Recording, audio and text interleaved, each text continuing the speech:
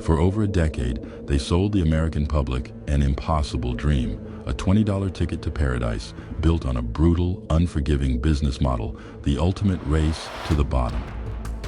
But behind the neon branding and the viral airport brawls, a financial time bomb was quietly ticking in the boardroom. Spirit hadn't posted a full-year profit since before the pandemic, and the executives knew the math was failing.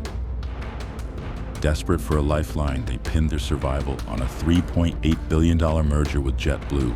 But when the DOJ ruthlessly blocked the deal in 2024, the pioneer of the ultra-low-cost model was trapped, choked by soaring costs and shifting consumer demands. What followed was absolute economic horror, a spiral so vicious it forced an unprecedented double bankruptcy, first in 2024, dragging $9 billion in debt into the courts, and again in 2025, wiping out equity and leaving the airline fighting for its very existence. This isn't just the story of a failed airline or a few grounded planes. This is the brutal, unforgiving economics of the $20 flight and how it destroyed an empire. To understand how a company could burn through $9 billion and vanish in 18 months, you have to go back to where it started. And it didn't start in a boardroom, it started on a highway. In 1964, a man named Ned Homfeld started a trucking company in Michigan. By 1983, he'd pivoted to something more glamorous, charter flights. Detroit gamblers wanted cheap rides to Atlantic City, Vegas, the Bahamas. So Homfeld gave them exactly that, and he called it Charter One. In 1992, the name changed again to Spirit Airlines, and for the next 15 years, Spirit was just another small, unremarkable carrier, flying old jets, barely making money, fading into the background. Then, in 2007, one man walked into the boardroom and rewrote the entire rulebook. Ben Baldanza, the man who looked at the airline industry and asked a question nobody else had the stomach to ask. What if the ticket price covered nothing but the seat? Not the bag, not the boarding pass, not the water, just the seat. It was called the Bear Fare, and the public hated it. They called Spirit a flying bus, a greyhound with wings. Baldanza didn't care. In fact, he leaned in. When a customer emailed him to say, "I'll never fly your airline again," Baldanza famously replied, "We'll miss you, but we understand."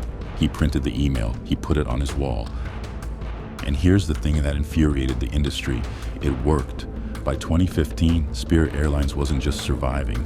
It was the most profitable airline in the United States. Higher margins than Delta, then United, then Southwest. An 11.7% profit margin, carving cash out of a business model that everyone said was a race to the bottom. Baldanza had proven that you could build an empire out of the things people swore they'd never pay for. The ultra-low-cost model is, on paper, a masterpiece of efficiency. Spirit flew one type of aircraft, the Airbus A320 family, which meant one set of parts, one training program, one maintenance pipeline. They packed more seats into every plane than any competitor. They flew those planes more hours per day than anyone else. They turned them around at the gate in 25 minutes, and they charge you individually for everything. Carry-on bag, checked bag, seat selection, a cup of soda, printing your boarding pass at the airport. Every transaction was a tiny profit, and those tiny profits multiplied across millions of passengers became an empire. But the model had a hidden vulnerability. It required two things: volume. You needed millions of people flying every year, paying those tiny fees, and cost control. You needed labor cheap, fuel predictable, and nothing breaking that you couldn't fix fast. If either of those pillars cracked, the entire structure came down. In 2016, Ben Baldanza was gone. The board had pushed him out, replacing him with Bob Fornero, a former executive who promised a softened Spirit, cleaner planes, fewer delays, a friendlier experience. But softening the brand meant raising costs, and raising costs defeated the entire purpose of the machine Baldanza had built. Then came the real threat. The legacy carriers, Delta, United, American, had been watching Spirit's margins for years, and they decided if people wanted cheap bare-bones tickets, they'd sell them too. Basic economy was born, the same stripped-down product, the same price point, but attached to a global network, a frequent flyer program, and a brand that didn't inspire punchlines. And then in 2020, the pandemic arrived. Leisure travel, Spirit's entire business, evaporated overnight. Planes sat on tarmacs. Pilots took early retirement. And when travel finally returned, everything was more expensive. Fuel, labor, parts. The cost advantage that Spirit had spent a decade building, it was gone. By early 2022, Spirit's executives knew they were running out of road. They needed a merger. And remarkably, two airlines wanted them. Frontier, another ultra-low-cost carrier, offered $6.6 billion to create the country's fifth largest airline. Then JetBlue, a higher-end low-cost carrier, swooped in with a competing $3.6 billion offer. Spirit's shareholders had a choice. Go with Frontier, the logical partner. Same model, same fleet, same philosophy, or take JetBlue's money. They chose JetBlue. It was the single most consequential decision in Spirit's history because the Department of Justice looked at that deal and saw a problem. JetBlue was the one airline that actually competed with the Big Four on price. If JetBlue absorbed Spirit, the cheapest carrier in the country, fares would rise. Those $20 tickets would disappear, and the DOJ wasn't going to let that happen. January 16, 2024, federal judge William Young ruled the merger illegal. The deal was dead. JetBlue walked away in March, paying Spirit a $69 million breakup fee, pocket change compared to the $9 billion in the liabilities now sitting on Spirit's books with no escape hatch. And then, because the universe wasn't finished with Spirit, the engines started failing. Pratt Whitney's new GTF engines, the ones powering Spirit's newest, most fuel-efficient Airbus, A320neos, had a manufacturing defect. Contaminated metal powder in the turbine discs.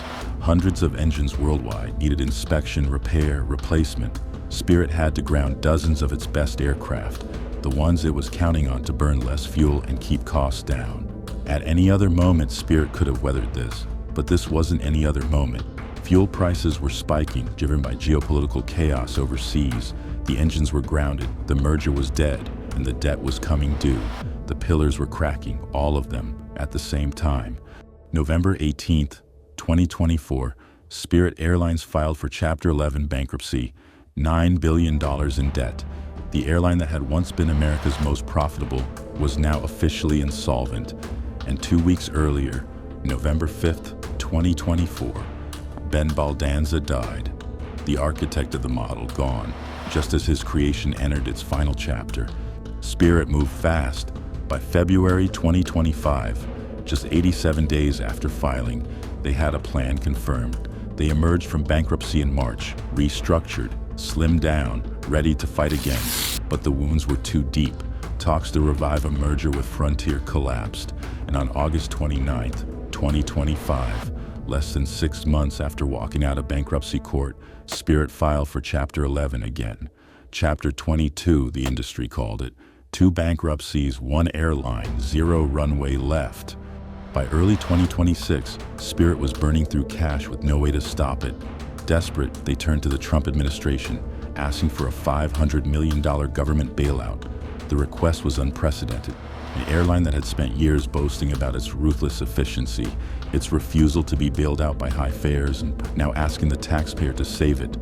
The talks collapsed. On May 1st, 2026, Spirit announced it was ceasing operations. At 3 a.m. on May 2nd, the final flights landed. Employees were told to return their iPads, their badges, their equipment. The yellow planes and the most recognizable livery in American aviation went silent. All of them. Forever. There's an uncomfortable question at the center of this story. If the merger had been approved, if JetBlue had been allowed to buy Spirit, would those yellow planes still be flying today? The DOJ blocked the merger to protect consumers from higher fares, but the result was no Spirit at all, no competition. 4 carriers now control over 80% of the American market. The consumers the government tried to protect, they're paying more than ever. Spirit Airlines was in many ways a victim of its own success. Baldanza built a machine so efficient, so ruthlessly optimized, that it had zero margin for error. When the world was stable, cheap fuel, cheap labor, predictable demand, it printed money. But the moment anything broke, There was no cushion, no slack, nothing to absorb the shock. It was a financial time bomb, and the timer had been running since day one. The $20 ticket was never really $20. Someone was always paying the difference. For years, it was Spirit's investors, Spirit's employees, Spirit's creditors, everyone betting that the math would hold. And when it didn't, the bill came due.